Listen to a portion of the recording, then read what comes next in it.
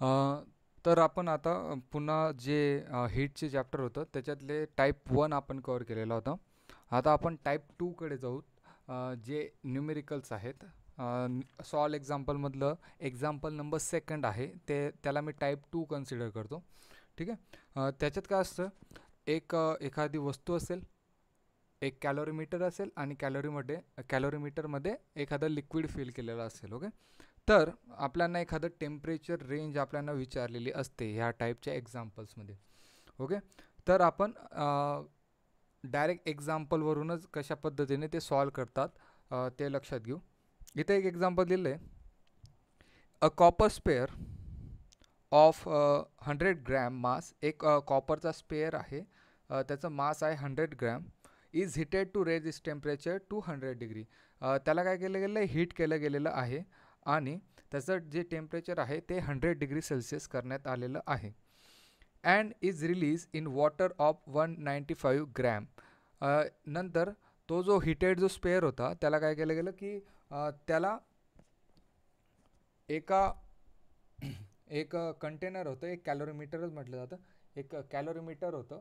कॅलोरीमीटरमध्ये ते लिक्विड त्याच्यात पुटअप केलेलं आहे, वॉटर जे आहे ते त्याच्यात पुट केलं गेलेलं आहे आणि तो जो हिटेड कॉपर स्पेअर होता त्याला त्या लिक्विडमध्ये आपण एंटर केलं. ओके. वॉटरचं मास होतं 195 ग्रॅम आणि पूर्ण सिस्टीमचं टेम्परेचर होतं 20 degree Celsius in copper calorimeter. If the mass of calorimeter, जे कॅलोरीमीटर आहे त्याचं ही मासही दिलेलं आहे 50 gram, what will be the maximum temperature of water. तर हा एक क्वेश्चन दिलेला आहे. सॉल्व एक्झाम्पल नंबर सेकंड आहे. मी त्याची एक कन्सेप्च्युअल फिगर ड्रॉ केलेली आहे. समजा हा तुमचा एक कॉपर स्पेअर आहे. आता बघा इथं तीन गोष्टी येतात. एक आहे वॉटर, दुसरा आहे कॅलोरीमीटर जो कॉपरपासून बनलेला आहे आणि तिसरा आहे कॉपर स्पेअर. ओके. तर कॉपर स्पेअर आहे. ह्या कॉपर स्पेअरला 100 डिग्रीने तुम्ही हीट केलेलं आहे आणि ही जी सिस्टीम आहे तिचं टेम्परेचर आहे, त्या सिस्टीमचं टेम्परेचर आहे 20 डिग्री सेल्सिअस. ओके. मग आधी ह्याच्यात तीन गोष्टी आल्या, एक वॉटर आलं, एक कॅलोरीमीटर आलं आणि एक कॉपर स्पेअर आलं. आता आपल्याला माहिती आहे की जेवढी हीट कॉपर स्पेअर लॉस करणार आहे तेवढीच हीट हे दोघी ज्या वस्तू आहेत या दोघी तेवढ्या हीट गेन करणार आहेत. तर मी तिघांना एक सेपरेट अज्यूम केलं आणि याला आपण जो कॉपर स्पेअर होता त्याच्यासाठी हीट हीट लॉसवाली कन्सेप्ट केली आणि जेवढी तो हीट लॉस करणार आहे तितकंच हे वॉटर आणि कॅलोरीमीटर तेवढंच हीट गेन करणार आहेत. मग आधी याने किती हीट लॉस केलेली आहे, जो कॉपर स्पेअर आहे त्याने किती हीट लॉस केलेली आहे आधी ते कॅल्क्युलेट करू. ओके. हीट लॉसचा फॉर्म्युला काय असेल, MCP डेल्टा टी. ओके. इथं तुम्हाला जे बुक आहे त्याच्यामध्ये तुम्हाला स्पेसिफिक हीट दिलेली आहे. ॲक्च्युली कॉपरची स्पेसिफिक हीट असते 0.095, बट त्यांनी अज्यूम केलेली की 0.1 अज्यूम करा, 0.1 अज्यूम करा. तर आता आपण कॉपर स्पेअरने किती हीट दिलेली आहे ते कॅल्क्युलेट करू. ओके. मग त्यासाठी एक स्पेशल चांगली मेथड असते की आधी तुम्ही मास लिहून घ्या. मास किती आहे, 100 ग्रॅम आहे, दिलेलं आहे, गिवन आहे. नंतर स्पेसिफिक हीट ऑफ कॉपर ते सुद्धा दिलेलं आहे 0.1 कॅलरी पर ग्रॅम डिग्री सेल्सिअस. ओके. नंतर इनिशियल टेम्परेचर म्हणजे आधी आपण हीट केलं होतं ना त्याचं इनिशियल टेम्परेचर आहे 100 डिग्री सेल्सिअस आणि फायनल टेम्परेचर जे आपल्याला कॅल्क्युलेट करायचं आहे आणि आपण अज्यूम केलेलं आहे की ते T डिग्री सेल्सिअस आहे. ओके. मग आपला फॉर्म्युला होता MCP MC delta T. Okay. Mass आहे 100, मास आहे 100. नंतर सीची व्हॅल्यू आहे 0.1, सीची व्हॅल्यू आहे 0.1 आणि डेल्टा टी म्हणजे 100 minus T. Okay. Maximum temperature 100 आहे, जेव्हा आपण लिक्विडमध्ये टाकू तेव्हा ते काय त्याचं हीट लॉस होणार आहे म्हणून 100 minus T, maximum minus minimum. मग हा जो मल्टिप्लिकेशन केलं 100 इंटू 0.1चं ते आलं 10, 10 इंटू 100 मायनस टी, याला मी स्टेटमेंट नंबर 1 दिलेलं आहे. ओके. ही काय झाली, ही स्पेअरने हीट लॉस केलेली आहे. आता ही जी लॉस केलेली हीट असेल ते कोण कोण घेणार आहेत, कॅलोरीमीटर आणि वॉटर. ओके. मग हे झालं, याला आपण काय म्हटलेलं आहे, क्यू म्हटलेलं आहे. मग हीट जी गेन आहे, जी हीट गेन कोणी केलेली आहे, तर वॉटरने गेन केलेली आहे आणि कॅलोरीमीटरने गेन केलेली. तर वॉटरने गेन केलेली हीट काय असेल, MW म्हणजे मास ऑफ वॉटर, CW म्हणजे स्पेसिफिक हीट ऑफ वॉटर आणि डेल्टा टी. ओके. आणि हीट गेन बाय कॅलोरीमीटर, कॅलोरीमीटरने कोणती हीट गेन केली असेल, मास MC डेल्टा टी. त्याच फॉर्म्युला, जो फॉर्म्युला आपण रिपीट यूज करत आहोत. Mass of calorimeter. आता कॅलोरीमीटर नेमकं कशापासून बनलेलं आहे, कॉपरपासून. तर स्पेसिफिक हीट ऑफ कॉपर म्हणजे स्पेसिफिक हीट ऑफ कॅलोरीमीटर, तर ती असेल 0.1.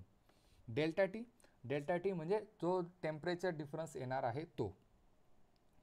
मिनिमम टेम्परेचर 20 डिग्री असेल आणि जे भेटणार आहे ते इंटरमिजिएट टेम्परेचर असेल आपलं T. इथं T आहे T-20, इकडं पण T-20 घेतलेला आहे. ओके. आता यांचं मल्टिप्लिकेशन केल्यानंतर हा आला 195 आणि इथं आलं 5. काही लोकांना प्रॉब्लेम येतो की 195 हे कसं सॉल्व करायचं. आता तुम्हाला माहिती आहे, जर AX प्लस BX असेल तर X इथं कॉमन येतो आणि आपण करतो A प्लस B ब्रॅकेटमध्ये X. तर इथं बा T-20 आणि T-20 दोघी कॉमन आहेत, तर 195 आणि 5 याची ॲडिशन मी लिहिली आहे 200 आणि T-20 तुमचा कॉमन होता. ओके. तर ही झाली हीट गेन. आता ही हीट गेन कोणी केली होती, वॉटर आणि कोणी, कॅलोरीमीटरने. 2 जणांनी ही हीट गेन केलेली होती. मग जेवढी हीट गेन केलेली आहे तेवढीच हीट लॉस आहे. ओके. जेवढी हीट गेन केलेली आहे तेवढंच हीट लॉस आहे. मग आपण 1 आणि 2ला कम्पेअर करू शकतो. ही हीट गेन होती आणि ती होती हीट लॉस. उलट झालेलं आहे माझ्याकडून. ओके. नंतर हे इक्वेशन आपण जर सॉल्व केले,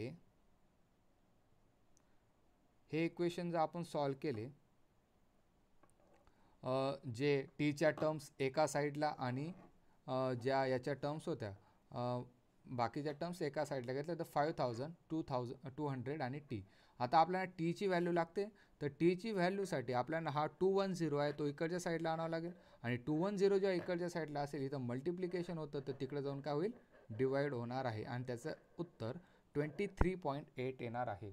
म्हणजे मॅक्झिमम टेम्परेचर ऑफ वॉटर, जर तुम्ही एखादा कॉपर स्पेअर घेतला ज्याचं मास 100 ग्रॅम होतं आणि त्याला तुम्ही कॅलोरीमीटर ज्याच्यात तुम्ही पाणी फिल केलेलं होतं, वॉटर फिल केलेलं होतं, जर तुम्ही त्या कॉपर स्पेअरला जो हीट केलेला होता त्याला जर तुम्ही त्या पाण्यात टाकलं तर त्या पाण्याचं टेम्परेचर मॅक्झिमम टेम्परेचर असेल 23.8. ओके. तर हे तुमचं सॉल्व एक्झाम्पलमधलं सेकंड एक्झाम्पल होतं. जर तुम्ही ह्या टाईपच्या एक्झाम्पलमध्ये असंच असेल की प्रत्येक वेळेस तुम्हाला काय करावं लागेल, ह्या 3 गोष्टी तुम्हाला नेहमी कन्सिडर कराव्या लागणार आहेत. कोणकोणती, एक कॅलोरीमीटरची काढायची स्पेसिफिक हीट, नंतर वॉटरची काढायची आणि त्याच्यानंतर आपण जे टाकणार आहोत, जे त्याच्यात मध्ये जाणार आहे, कोणताही स्पेअर असेल, कोणत्याही वस्तूचा स्पेअर बनलेला असेल किंवा एखादा बर्फ असेल, तर ह्या तिघांची स्पेसिफिक हीट वेगवेगळी तुम्हाला कॅल्क्युलेट करावी लागणार आहे. ओके. जर तुम्हाला हे जे एक्झाम्पल आहे ते जर नीट समजलं असेल तर ह्या टाईप 2 मधलाच आपण जो क्वेश्चन दिलेला आहे आपल्या 9th नंबरचा क्वेश्चन आहे प्रॉब्लेम सेटचा, त्याच्यातलं जे D नंबरचं प्रॉब्लेम होतं तेही आपण ह्याच पद्धतीने सॉल्व करू शकतो. फक्त त्याच्यात तुम्हाला लॅटेंट हीटची कन्सेप्ट माहिती पाहिजे. तर लॅटेंट हीट काय असते ते कमेंट बॉक्समध्ये सांगा मला, लॅटेंट हीट नेमकी काय असणार आहे. बट मी तुम्हाला एक जनरली सांगून देतो, तसे तुम्ही डिफाईन तर करून देणार आहेत कमेंट बॉक्समध्ये, पण लॅटेंट हीटबद्दल तुम्हाला एक कन्सेप्ट क्लिअर पाहिजे की लॅटेंट हीट कधी होणार आहे, जेव्हा 0 डिग्री सेल्सिअस असेल किंवा 100 डिग्री सेल्सिअस असेल, 2 लॅटेंट हीट असतात आपल्याला माहिती आहे. जेव्हा 0 डिग्री सेल्सिअस असेल तेव्हा जी वॉटर आहे, जे आईस आहे ते हीट गेन करतं, त्या हीटला म्हणतात लॅटेंट हीट ऑफ फ्युजन. ओके. ते कन्सेप्ट माहिती पाहिजे आहे. ओके. परत आता ह्या क्वेश्चनकडे जाऊ आपण. A calorimeter has a mass of 100 gram. इथं कॅलोरीमीटरचं हे जे आहे ते मास दिलेलं आहे अँड स्पेसिफिक हीट, त्याची पण कॅलोरीमीटरची स्पेसिफिक हीट दिलेली आहे. It contains 250 gram of liquid. त्या कॅलोरीमीटरमध्ये काय आहे, 250 ग्रॅम लिक्विड फिलअप केलेलं आहे आणि त्या लिक्विडचं टेम्परेचर आहे 30 डिग्री सेल्सिअस. ओके. आणि त्या लिक्विडची स्पेसिफिक हीटसुद्धा दिलेली आहे 0.4 kilo calorie per K G degree Celsius. Okay. If you drop piece of ice of mass 10 gram. आता मी काय करतोय, आधी काय होतं जसं कॉपर प्लेट होती तसंच आता इथं काय पीस ऑफ आईस आहे, आईसचा पीस बनलेला आहे, त्याला आपण त्याच्या याच्यात पुट करणार आहोत. मी कन्सेप्च्युअल परत एकदा फिगर ड्रॉ करून दिली की हा एक कॅलोरीमीटर आहे. ओके. त्याचं वेट आहे, त्याचं मास आहे 100 ग्रॅम. सीची व्हॅल्यू पण दिलेली. नंतर हे लिक्विड फिल केलेलं आहे. ओके. हे लिक्विड फिल आहे. त्याच्यामध्ये सीची व्हॅल्यू दिलेली आहे. ओके. सीची व्हॅल्यू दिली आहे, मास ऑफ लिक्विड दिलेलं आहे आणि त्याचं टेम्परेचरही दिलेलं आहे. आणि हा आईसचा जो पीस आहे तो आपण पुट करणार आहोत. तर जनरली जर तुम्ही सॉल्युशन घेणार तर हा आईस पीस हीट गेन करणार आहे आणि हे हीट लॉस करणार आहे. जनरल प्रॉपर्टी आहे, मॅक्झिममपासून मिनिममपर्यंत जाणार आहे. बट याच्यामध्ये जेव्हा आपण याचं कॅल्क्युलेशन करू तेव्हा तुम्हाला लॅटन हीटही ॲड करावी लागणार आहे. का ॲड करावा लागणार आहे? कारण की तो आईस पीस आहे आणि 0 डिग्री इथं पहा, ice of mass 10 gram at 0 degree म्हटलेलं ना, तर 0 डिग्रीच्या वेळेस काय करतो, लॅटन हीट ऑफ फ्युजन भेटते, तर तीही तुम्हाला ॲड करावी लागणार आहे, तरच तुमचं आन्सर बरोबर येईल. जर तुम्ही ते तसं केलं नाही तर आन्सर रॉंग होण्याची शक्यता असणार आहे. ठीक आहे. तर सॉल्व करू. तिघी गोष्टी घेऊ. पहिले हे, आधी हे घेऊ, नंतर हे, नंतर हे. कोणत्याही क्रमाने घेतलं तरी चालतंय, फक्त तुमची कन्सेप्ट क्लिअर झाली पाहिजे. ओके. आता आईस पीसबद्दल बोलू.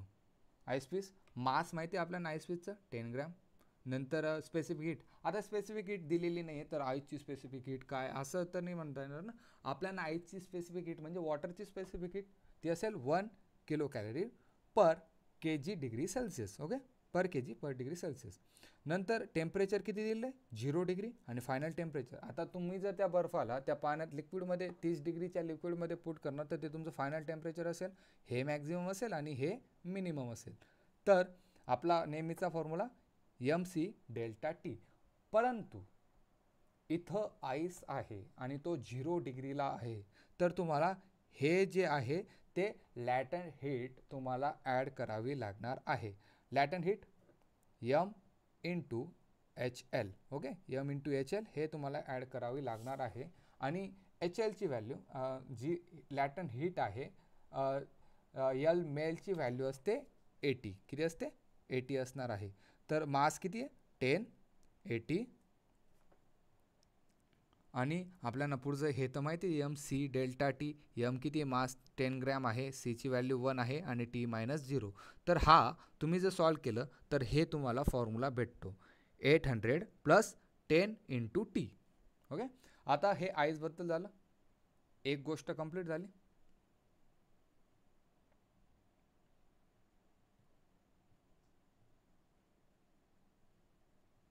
आता आपण दुसरी गोष्ट कोणती घे.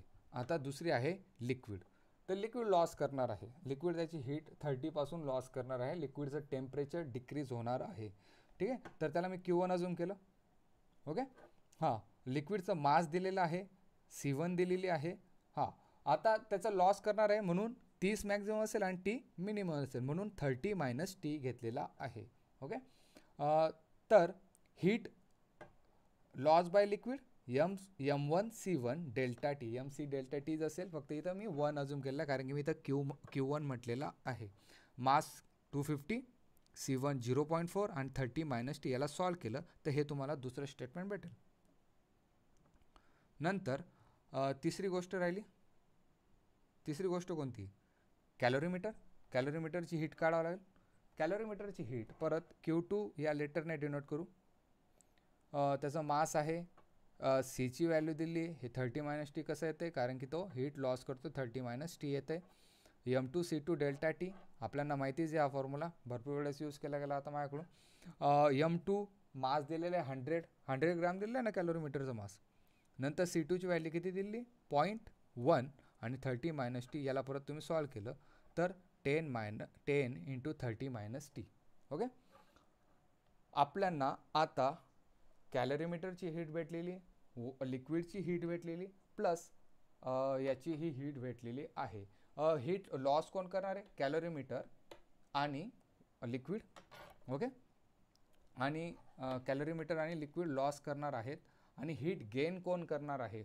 जो तुमचा आईस आहे, आईस क्यूब आहे, तो हीट गेन करणार आहे. तर heat gain is equal to heat loss. Heat गेनचा आपल्याला इक्वेशन 1मध्ये भेटलं 800 प्लस 10T, आणि हीट लॉस आपल्याला सेकंड आणि थर्डमध्ये भेटलं 100 आणि हे. ओके, परत 100 प्लस 10 110 आणि 30 मायनस टी त्याच्यातून कॉमन आला होता. याला मध्ये मल्टिप्लाय केल्यानंतर, मध्ये जर मल्टिप्लाय केलं तर तुम्हाला भेटते हे आणि हे. Okay, 3300 minus 110T. ओके, मग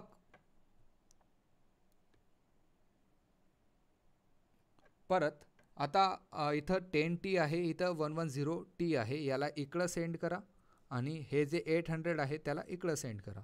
ओके, मग हा जो 800 असेल तो इकडे गेल्यानंतर काय होतं आहे? मायनस होतं आहे. आणि 110T जो इकडं मायनस होता इकडे गेल्यानंतर प्लस होणार आहे. आणि 110 प्लस 10 इज इक्वल टू 120 आहे.